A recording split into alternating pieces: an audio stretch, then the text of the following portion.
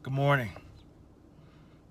I'm just coming back from the gym, and much like many people, once I get my day routine going, it gives me such a moment of clarity and sense of purpose. So this is a follow up to how am I a threat? I did the second one, but this is the third one. I really hope that you're still listening and that you're still taking in what's being said and any information. This message is twofold. One, for my experiences with the police departments and officers that I have the honor and opportunity to talk to and meet with. And then also a follow up message for any of you that are listening, any of you willing to continue to grow. So, first, I want to say I'm grateful at the great experience, opportunity to be invited to talk to squads of officers at some local police departments, and I've been had outreach from members of Homeland Security and people at different worked at different levels of law enforcement, as well as our own local the police department.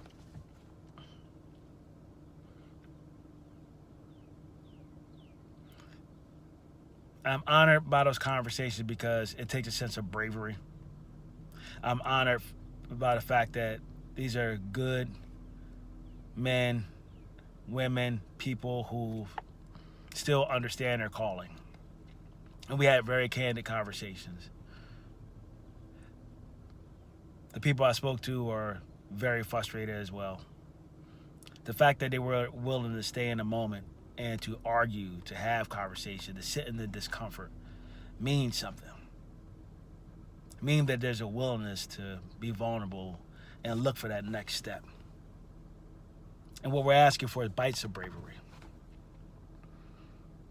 I always start out with each conversation with any segments or departments that I've met with thus far, but the fact that shame doesn't work. We have to be co-conspirators as community members, whether people of color, white people, different races, which I really struggle with race in general because it's a social construct meant to divide. But that's another story. But the fact remains that this has to be a joint movement to get things heading in the right direction.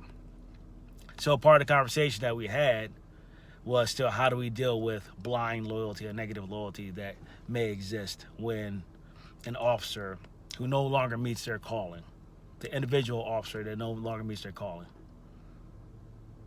How do we make sure that we're not standing behind or supporting that blindly? Because that's a detriment and it's dangerous. We also talked about moving past the opportunity for worrying about which officer shows up to the situation. Every officer is a crisis leader, needs to be a crisis leader, and be able to arrive at the scene with a sense of awareness. Again, these officers I talk to are very frustrated. They are seeking answers. So we have to continue to grow together. The conversations we had were blunt and straightforward. And we need to continue. We need to continue to work together. There's no way of getting around it. You can't do it alone. It's not against. You can't throw a blanket. We can't blind loyalty in any space.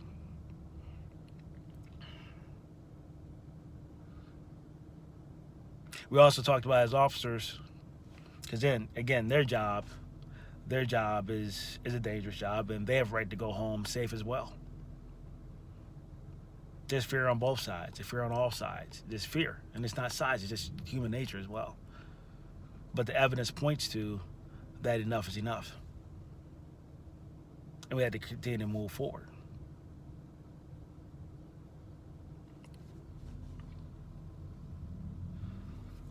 We know the officers need more training. They need more professional development. It's beyond belief that they're not getting what they need to make sure that they can survive and protect and serve, to show up the way they need to, and show up the way that they need to for everyone as is their calling. Officers, you sit in the power of authority. You sit in a power, in a position, whether it's by positional authority or by authority of your actions or by authority of the fact that you're armed. And we talked about as an officer arrives to an automobile or arrives at the scene and they have to go to the call because that's their duty, that's their role. How do they show up? Do they show up with an awareness, with all the details, with all the information before acting?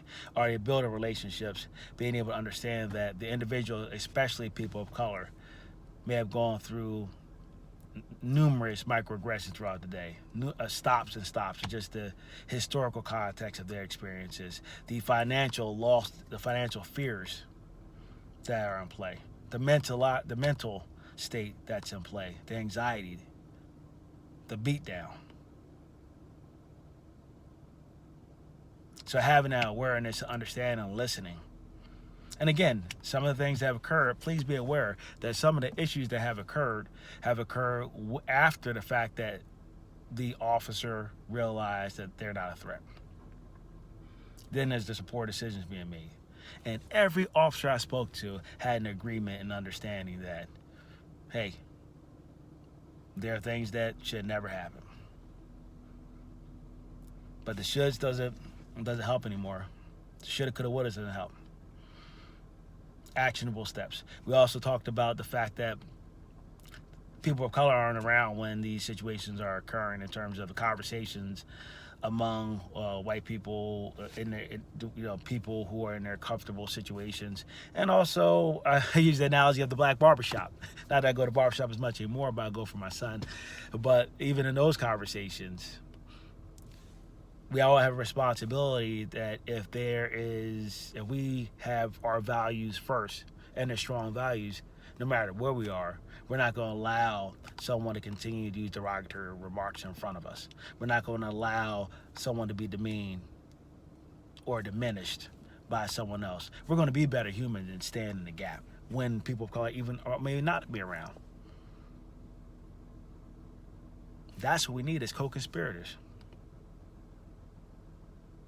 I want these conversations to continue. Let's keep sitting down. Let's keep talking. Feel free to reach out, to move things forward. But this can't be a checklist item. Please don't let this be a checklist item. And since we're talking about the checklist item, people would say they're still listening and still ready to act. Have you watched the movies that's been shared? Have you dug into the podcast? And these are people. I'm talking to civilians now. The fact that people are doing this all DIY, do-it-yourself videos. They could do TikToks. They can listen to podcasts. They can do impulse buying, shop online for days. But check your screen time. How much time on that screen could you use to learn more, to educate yourself? If you could watch Netflix, you can pick up a book because it's an audiobook. If you're driving in the car, you can continue to learn, you can grow. Let's not be ignorant anymore. Because I see right now the trend is starting to die down. People talking about things dying down. Because now we're getting busy again. We're getting busy with our lives again. We're putting our head down. And then now we're becoming morally disengaged. That's not where we want to be. That's complacency. None of us grow from complacency. Again, I know you're uncertain. I know you might be uncomfortable, but now let's be willing to grow. Stay vulnerable, keep listening, take action. I love you. Choose love. Jabari Whitehead. Thank you.